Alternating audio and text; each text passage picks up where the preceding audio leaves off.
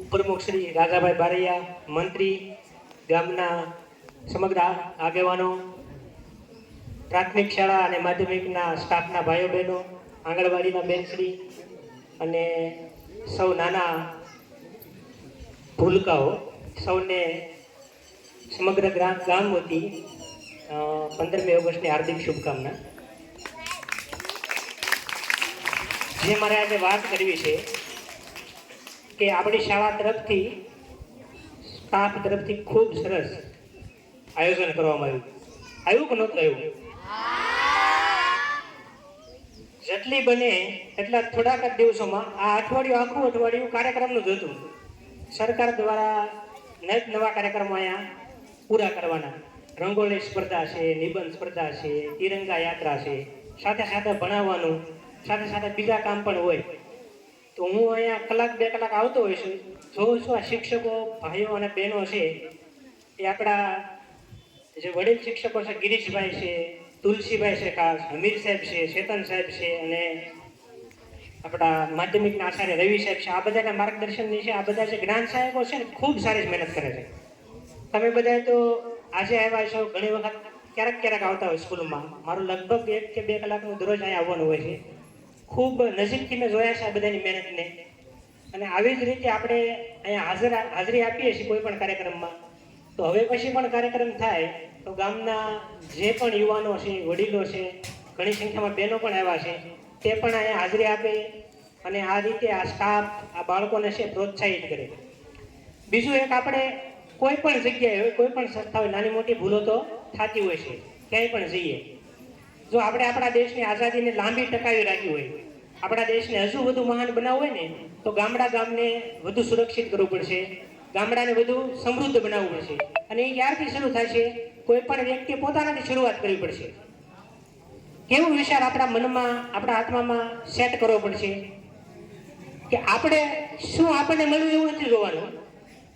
આપણે સ્કૂલને, આપણા ગામને, આપણે સમાજને શું આપ્યું એ જો ગોલ રાખશું ને તો ધીમે ધીમે આપણે આઝાદી છે એ કોઈ છીનવી શકશે નહીં. બરોબર છે? આપણા વડીલો, આપણા જે બાપ દાદા, આપણા પૂર્વજો છે ને આપણી કરતાં પણ વધુ શક્તિવાળા હતા, સમૃદ્ધ હતા. છતાં પણ અંગ્રેજોએ એક કુશળ રણનીતિથી આપણને ગુલામ બનાવી દીધા હતા. બનાવી દીધા હતા કે નહોતા બનાવી દીધા? અંગ્રેજોએ આપણા ઉપર રાજ કર્યું હતું ને. ત્યારે ખબર, આપણા બાપ દાદા એમ કે અમારી પાસે આટલી તાકાત હતી, અમે એટલું બધું કામ કરતા, રજવાડાઓ હતા, છતાં અંગ્રેજો આરામથી આપણે ઉપર ગુલામી કરી. તો આપણે જો બેદરકાર બની જઈશું, ગામ પછી ધીમે ધીમે મોટા ગામ છે, તાલુકા છે, જિલ્લાઓ છે, સ્ટેટ છે, જો થોડાક બેદરકાર થયા ને તો આપણે આસપાસના જે કન્ટ્રી છે ને અત્યારે ભડકે બળી રહ્યા છે. તમે બાંગ્લાદેશનું ઉદાહરણ જોયું છે અત્યારે. એની પહેલા શ્રીલંકા છે, ત્યાં રાજપક્ષ પરિવાર બહુ મોટો પરિવાર હતો, તૂટીને ભસ્મ થઈ ગયો. એની પહેલા અફઘાનિસ્તાનમાં તાલિબાનીનું હુકુમત થઈ ગઈ. આપણો દેશ આડોશીમાં મ્યાનમાર અને નેપાળ છે, આવા દેશ હજી સમૃદ્ધ છે. તો આ સમૃદ્ધિ છે એ આપણી ઉપર પણ નિર્ભર કરે છે અને આ ભવિષ્યની પેઢી છે એને પણ આપણે કમ્પ્લેટ બનાવવાની છે. હવે હું તમને એક નાનું એવું 1-2 મિનિટમાં ઉદાહરણ આપું. ઉત્તર પ્રદેશનું નામ સાંભળ્યું છે તમે બધા? ઉત્તર પ્રદેશનું? હા, ભારતનું સૌથી મોટું રાજ્ય ઉત્તર પ્રદેશ. એમાં ઉત્તર પ્રદેશની અંદર એક સેફઈ નામનું, આપણા સનાળાને જેવું જ ગામ હતું. કેવું ગામ? સેફઈ ગામ. અને ત્યાં એક નાનો એવો બાળક ધીમે ધીમે મોટો થયો. એનું નામ હતું મુલાયમ. નામ હતું. શું નામ હતું? મુલાયમ. નાનો એવો બાળક ધીમે ધીમે ભણવાનું શરૂ કર્યું. ધીમે ધીમે તે કોલેજમાં આવ્યો અને પછી કેવા સપના જોયા કે અમારે સેફઈ ગામને છે ને આપણા દેશમાં બહુ મોટું ગામ બનાવવું છે.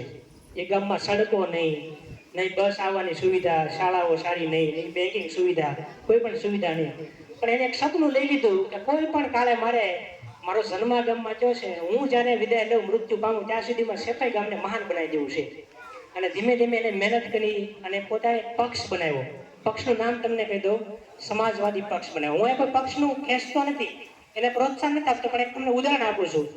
અને આજે તમે સેફઈ ગામના મિત્રો જાઓ ને, ઉત્તર પ્રદેશ સૌથી વધુ વસ્તી ધરાવતું ગામ છે અને ત્યાં તમે પગ મૂકશો એવી એક ફેસિલિટી ત્યાં અવેલેબલ નથી કે સેફઈ ગામમાં ન હોય.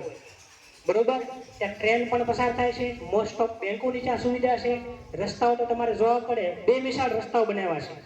અને એ બધી મહેનત મુલાયમ યાદવ, એના પરિવાર અને આજુબાજુના જે બીજા પરિવાર હતા તેને પણ આ યોજનાની અંદર જોડ્યા, મહેનત કરી અને આજે તમે ઉત્તર પ્રદેશમાં જાઓ ને તો સેફાઈ ગામની અંદર જાજો.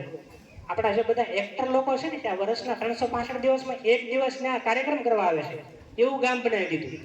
તો આપણા ગામમાં પણ તમે વિચાર કરો ને તો આપણે એમ નથી જોવાનું કે મને શું મળ્યું, મને અહીંયા કાંઈ મળતું નથી આંગણવાડીમાંથી, સ્કૂલમાંથી, પંચાયતમાંથી, પણ આપણે આપણા ગામને શું આપ્યું તમે વિચાર કરજો. 100 માંથી 1-2 વ્યક્તિ એવા હોય છે કે નિરીક્ષણ કરી શકતા હોય છે કે આપણા ગામમાં શું ઘટે છે. બરોબર, બનાવી શકીએ આપણે. એક હાથેથી તાળી કદાચ ન પડે તો આવો મળીએ, અનેક હાથેથી તાળી પાડવાનો પ્રયાસ કરીએ. તમને સૌને ફરીથી મારા વતી 15મી ઓગસ્ટની હાર્દિક શુભકામના. જય હિન્દ, જય ભારત.